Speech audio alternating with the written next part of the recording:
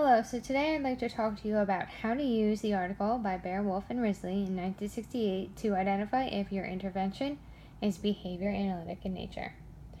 So Bear-Wolf and Risley came up with 7 dimensions of behavior analysis: generality, effectiveness, technological, applied, conceptual systems, analytical, and behavioral.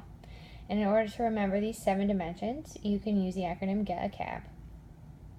Generality refers to the fact that your intervention not only affects change, but that change can be seen across individuals, across environments, and over time. Effectiveness. Your intervention must be effective enough to affect a socially significant change. So in this slide, I used an example of self-injurious behavior.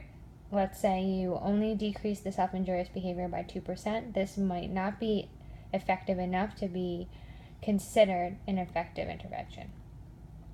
Technological. So for your intervention to be technological, all of the components must be identified and clearly described so that if one individual reads your program, they would be able to run it identically to if another individual picks up and reads your program.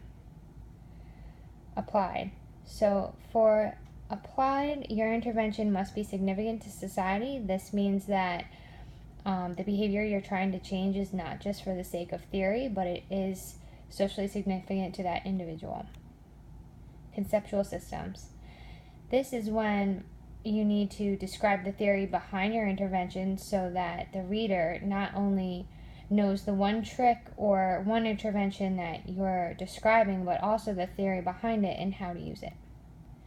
Analytical. In order for your intervention to be analytical, you must be able to decrease or increase the behavior reliably and show experimental control. And finally, behavioral. The behavior that you're trying to change with your intervention must be able to be clearly measured and identified.